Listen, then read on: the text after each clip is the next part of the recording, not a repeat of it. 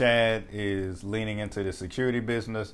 Pardon me again. He's been told by two of his friends that really have his best interests at heart that Alicia is just as dangerous as Duda. Earlier in this episode, we had Darnell, put Shad on or try to give Shad a heads up once Shad talked about his security job. And then right before he gets arrested, Vic was letting Shad know that working for Alicia is bad news. You see what happened with her own son, sending the son to kill Duda. What do you think she's going to have you do? Hey, what's going on, folks? Another episode of Ryan Reviews Everything, and we're talking about the latest episode of The Chi. This is Season 6, Episode 12. A lot of things to get into. I might be jumping all over the place, so bear with me. Two storylines, I'm not going to say are the biggest, but two storylines that I find very interesting is the storyline with Papa, and, of course, the storyline with Victor. And I'll tell you why. I think the storyline with Papa is so fascinating because as this season appears to continue to progress, we're seeing Papa slowly become the exact figure that his father despised, that his father couldn't stand. So we're seeing that. He definitely seems to be going down the wrong path. The preacher is, I think at one point in the episode, was just letting Papa know straight up, I don't see a difference between God's word and the money that the congregation gets. So he's clearly all about his money, super church, things of that nature, just a stereotypical, money hungry super church preacher. And the thing that's scary is we see Papa go down that path. And of course, Vic. This was a rough episode for Vic, and we definitely see that by the end. He gets arrested.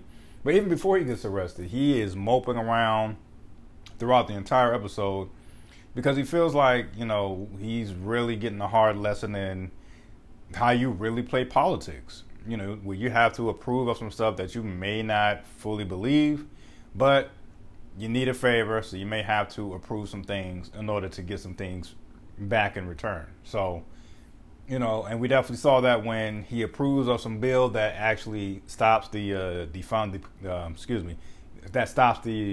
the police campaign, which is what Vic got voted for in the first place, or why he got voted for, because it was such a strong stance on that.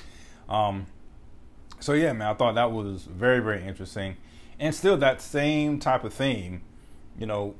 Victor became someone that he himself, wanted to fight against. He became the exact thing that he wanted to stop. So I think those two stories are very interesting.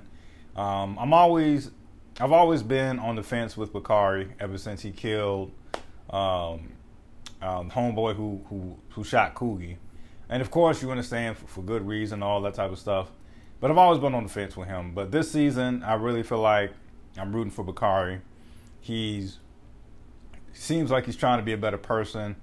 He definitely still has some demons. In the same episode where he's trying to be a better person and pull out his feelings in the journal, same exact episode, he steals a car so he can get some type of advantage from Duda. And speaking of Duda, we definitely see how, he is starting to really put pressure on a couple people. Two of those people being Brittany, one of them, and Emmett, the other. He's putting pressure on Brittany because he's like, look, I ain't paying you $30,000 so you could cut an album or so you could get your single played on the radio. I need you to get me some intel on your brother. That's the only reason why you're here. And unfortunately for Bakari, she's starting to really sing a little bit. Give him some information just to keep him satisfied temporarily is what I got from it.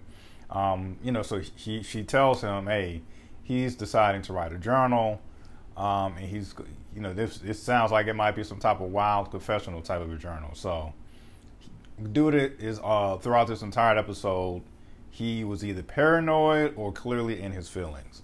Let's go with paranoid first. Definitely wants to put a stop on Bakari.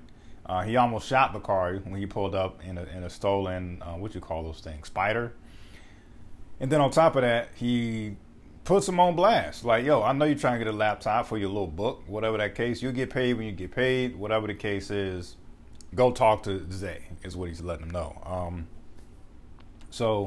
But yeah, he definitely is a character that I've always been on the fence with. But this season so far, overall, I'm really rooting for him.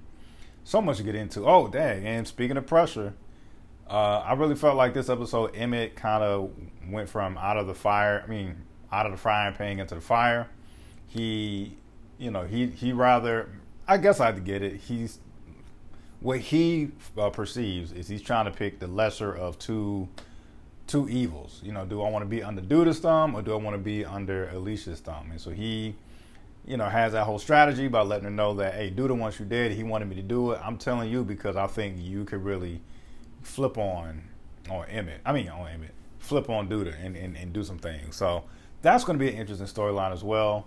It's kind of annoying because I really felt like if they wanted to get in their Game of Thrones bag, and I enjoyed Jacob Lattimore as an actor. The entire cast is great, but they really want to get in their Game of Thrones bag. The moment when Duda had to sit down with Emmett. I could have sworn that was going to be Emmett's last scene, and Emmett, somehow talks himself out of getting whacked, and saying, "You need me. I'm such a vital member." And it's like I really don't see how that's working. It's like, believe it or not, I believe everyone is replaceable, and whether they do a better job as a previous person is, neither here nor there. But everyone is replaceable. And I felt like that could have been some Game of Thrones surprisingly, killed off character. But anyway, I digress. And of course, we definitely see how Duda was in his feelings with the whole Tiff letting him have it. Like, yeah, Bianca told me all y'all type of stuff is really transactional. She don't really like you like that, for real. And we definitely see how Duda was petty, leaves money on the dresser after they finish doing the do, and that's when Tiff had to get what's coming to her by getting read by Bianca. So very interesting episode. Once again, I really felt like the clear exclamation point is Vic being arrested, and now is possibly facing life for this murder that he had nothing to do with. Granted, he was an accomplice, but he didn't do the murder. So now it's like, I'm really looking towards the writers to see how they're going to, approach this setup. This is going to be interesting to see. I want to know what does fate have when it comes to Vic. And the final thing before we wrap up, Shad is leaning into the security business. Pardon me again. He's been told by two of his friends that really have his best interest at heart that Alicia is just as dangerous as Duda. Earlier in this episode, we had Darnell, put Shad on or try to give Shad a heads up once Shad talked about his security job. And then right before he gets arrested, Vic was letting Shad know that working for Alicia is bad news. You see what happened with her own son, sending the son to kill Duda. What do you think she's going to have you do? So he makes a great point, but I think Shad is blinded by, I'm just trying to get some money so I could get up on my feet. So I understand that. And we have Keisha and baby Ronnie with some type, some type of unidentified issue or problem or condition going on. And she's like trying to, she's looking to Vic's girlfriend or fiance, I think, for answers in terms of hunting down the DNA of baby Ronnie, so she can try to find out if there's some type of hereditary issue going on with her son. And for those who don't remember, I guess a very, very brief flashback.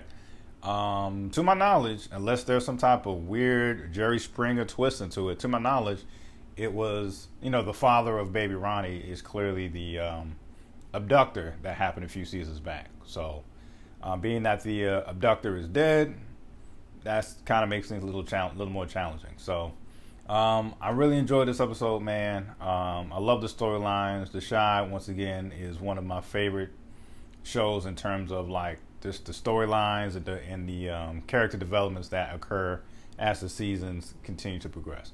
That's my opinion. Let me know in the comments if you agree or disagree with some of my thoughts. And love it or hate it, that's my review. Peace.